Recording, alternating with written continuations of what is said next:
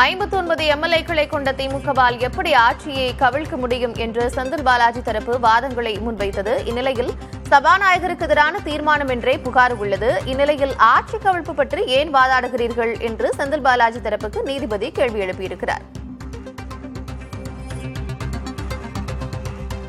தொடர்ந்து விவரங்களை வழங்குவதற்காக செய்தியாளர் சுப்பையா இணைந்திருக்கிறார். அவரோடு பேசலாம். சுப்பையா, தற்பொழுது நீதிபதிகள் கேள்வி எழுப்பியிருக்கிறார். ஆட்சி கவிழ்ப்பு பற்றி ஏன் வாதாடுகிறீர்கள் என்று கேள்வி எழுப்பியிருக்கிறார். தற்போது என்ன நடக்கிறது நீதிமன்றத்தில், விவரம் என்ன? இதை தொடர்ந்து அதாவது முதலில் அசோக்குமார் தரப்பிலும் அதே போன்று செந்தில் பாலாஜி தரப்பிலும் வாதங்கள் முன்வைக்கப்பட்டன. அதற்கு காவல்துறை தரப்பில் விசாரணை ஆரம்ப கட்டத்தில் உள்ளது என்றும் அதுபோன்று குற்றச்சாட்டுகள் குறித்து கைது செய்யப்படுவர்கள் காவல் எடுத்து விசாரிக்க வேண்டியுள்ளது. ஆகவே அவர்கள் காவல் எடுத்து விசாரித்தால் முழுமையாக உண்மை தெரிய வரும் என்றும் காவல்துறை தரப்பில் தெரிவிக்கப்பட்டது. அது மட்டுமல்லாமல் காவல்துறை தரப்பில் எடுக்கக்கூடிய அமர்வு ஏற்கனவே அமர்வு நீதிமன்ற சென்னை முதன்மை அமர்வு நீதிமன்றத்தில் நிலையில் இருப்பதாகவும் தெரிவித்தார்கள். அது மட்டுமில்லாமல் கைது செய்யப்பட்ட நபர்கள் ஒன்று கூடி குற்ற சதி செய்துள்ளனர் என்றும் காவல்துறை தரப்பில் தெரிவித்தார்கள். குற்ற செய்தி செய்ததற்கான ஆதாரம் உள்ளன. அது மட்டுமில்லாமல் செந்தில் பாலாஜி மற்றும் அவர் சகோதரிடம் இவர் தொலைபேசி வாயிலாக தொடர்பு கொண்டுள்ளார்கள். இவர் அனைவரும் ஒன்று கூடிதான் சென்னை, ஈசிஆர், கிண்டி உள்ளிட்ட இடங்களில் ஒன்று கூடியுள்ளனர் என்றும் காவல்துறை தரப்பில் தெரிவித்துள்ளனர். குற்ற சதி செய்ததற்கான வலுவான ஆதாரம் உள்ளன. அது மட்டுமில்லாமல் அசோக்குமார் 40க்கும் மேற்பட்ட முறை குற்றம் சாட்டப்பட்டவரோடு சந்தித்து அவரோடு இருந்துள்ளார். இது தமிழக அரசை கலைப்பதற்கான சீர்குலைப்பதற்கான முயற்சியை இவர்கள் செய்துள்ளார் என்றும் அவர் தரப்பில் வாதிடப்பட்டது. அது மட்டுமல்லாமல் இந்த தாவேகா அரசாங்கத்தை கவிழ்ப்பதற்கு முயற்சி நடப்பதாக முதல் தகவல் அறிக்கையில் ஏற்கனவே குறிப்பிடப்பட்டுள்ளது என்றும் புகார் அளித்த ஊத்தங்கரை எம்எல்ஏவுடைய சொந்த கருத்தை தவிர மற்ற உண்மை இல்லை என்றும் இவர் தரப்பில் தெரிவித்தார்கள். ஆனால் உண்மையிலேயே சட்டப்பேரவை சபாநாயகர் அனைத்து கட்சி எம்எல்ஏக்கள் ஒருவரால் தேர்ந்தெடுக்கப்பட்டவர். இந்த வழக்குடைய முழு பின்னணியும் அரசியல் உள்நோக்கம் உள்ளது என்று என்ன வாதிட்டாலும், ஆனால் கரூர் இடைத்தேர்தல் தற்போது நடைபெற உள்ளது என்று சில செய்திகளை வார செய்திகளை சுட்டிக்காட்டி நீதிமன்றத்துக்கு கொண்டு வந்துள்ளனர். ஆனால் உண்மையிலேயே இந்த வழக்கை பொறுத்தவரை கைது செய்யப்பட்டவர்கள் போலீஸ் தரப்பில் விசாரிக்கும் பொழுது அவர்கள் இதற்கான குற்ற செய்தி செய்துள்ளார்கள். ஆனால் எதிர்த்தரப்பில் தவறான தகவலை தெரிவிக்க என்றும் வாதிடப்பட்டது. அது மட்டுமல்லாமல் திமுகவிடம் தற்போது ஆட்சி கவிழ்ப்பை நடத்துவதற்கான போதிய சட்டமன்ற உறுப்பினர் பலம் இல்லை என்றும் திமுகவுக்கு 59 எம்எல்ஏக்கள் மட்டுமே உள்ளனர். நிலைமை இப்படி இருக்கையில் வெறும் ஒரு எம்எல்ஏ மட்டும் எதற்காக 35 கோடி ரூபாய் லஞ்சம் கொடுத்து முன்வரார்கள் என்று அசோக்குமார் தரப்பில் ஆஜரான வழக்கறிஞர் குமரேசன் கேள்வி எழுப்பினார். இதை கேட்ட நீதிபதி ஜி.கே. இளந்திரன் குறுக்கிட்டு கேட்கும் பொழுது இந்த வழக்கில் வந்துள்ள ஒரு புகார் சபாநாயகர் எதிரான தீர்மானத்துக்கு குறித்துதானே தவிர அப்படி இருக்க நீங்களே அரசாங்கத்தை கவிழ்ப்பது குறித்து வாதித்துக் கொண்டிருக்கிறீர்கள் என்று கேள்வி எழுப்பினார்.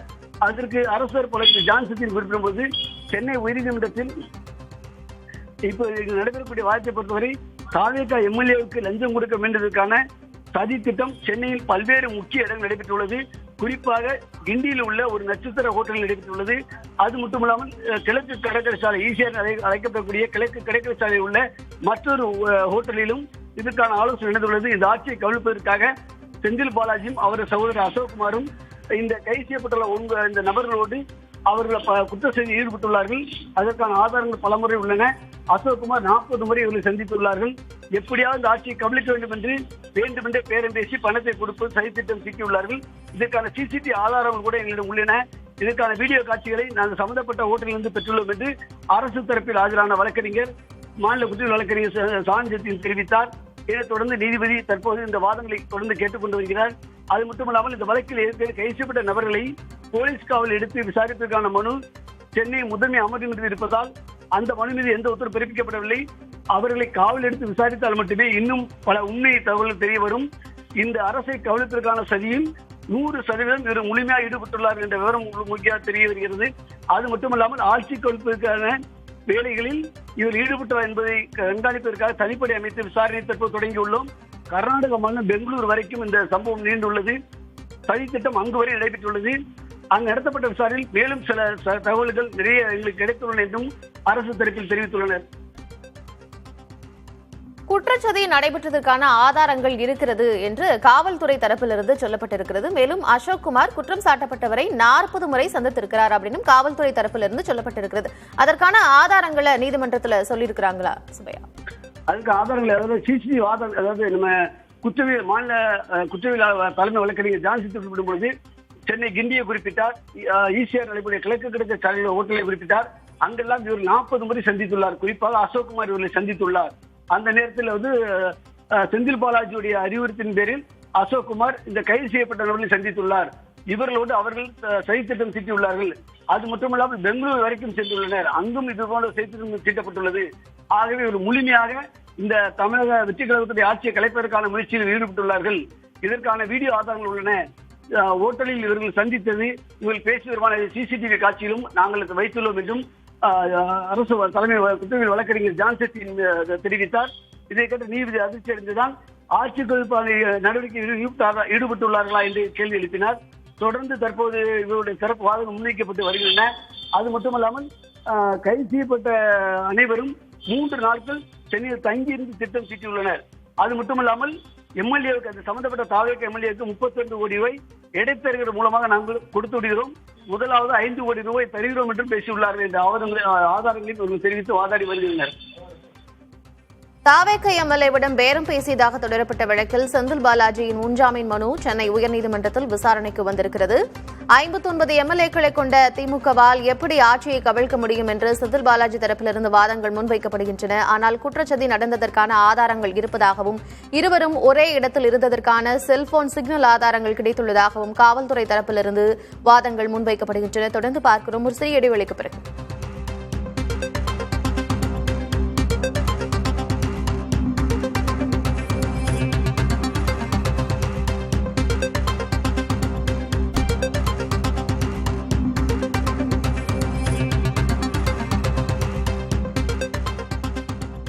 ஐம்பத்து 59 எம்எல்ஏக்களை கொண்ட திமுகவால் ஆட்சியை எப்படி கவிழ்க்க முடியும் என்று செந்தில் பாலாஜி தரப்பிலிருந்து வாதங்கள் முன்வைக்கப்படுகின்றன. குற்றச்சதிக்கு வலுவான ஆதாரம் இருப்பதாகவும் குற்றம் சாட்டப்பட்டோர் அசோக் இருந்த இடத்தில் இருந்தது செல்போன் சிக்னல் மூலம் உறுதி செய்யப்பட்டிருப்பதாகவும் காவல்துறை தரப்பிலிருந்து சொல்லப்பட்டிருக்கிறது. மேலும் குற்றம் சாட்டப்பட்டோரை அசோக்குமார் சுமார் 40 முறை சந்தித்திருக்கிறார் என்றும் தெரிவிக்கப்பட்டிருக்கிறது. திருநாவுக்கரசு மற்றும் அசோக் ஒரே நாளில் ஈரோட்டில் இருந்தது ஒரு ஆதாரமா என்று கேள்வி எழுப்பியிருக்கிறது செந்தில் பாலாஜி தரப்பு.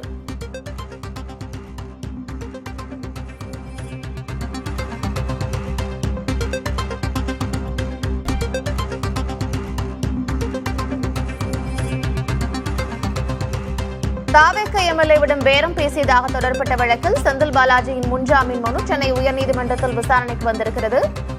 குற்றம் சாட்டப்பட்டோரை அசோக்குமார் சுமார் 40 முறை சந்தித்திருக்கிறார் என்று காவல்துறை தரப்பிலிருந்து வாதங்கள் முன்வைக்கப்படுகின்றன. திருநாவுக்கரசு மற்றும் அசோக் ஒரே நாளில் ஈரோட்டில் இருந்தது ஒரு ஆதாரமா என்று செந்தில் பாலாஜி தரப்பிலிருந்து கேள்வி எழுப்பப்பட்டிருக்கிறது. 59 எம்எல்ஏக்களை கொண்ட திமுகவால் எப்படி ஆட்சியை கவிழ்க்க முடியும் என்று செந்தில் பாலாஜி தரப்பிலிருந்து சொல்லப்பட்டிருக்கிறது.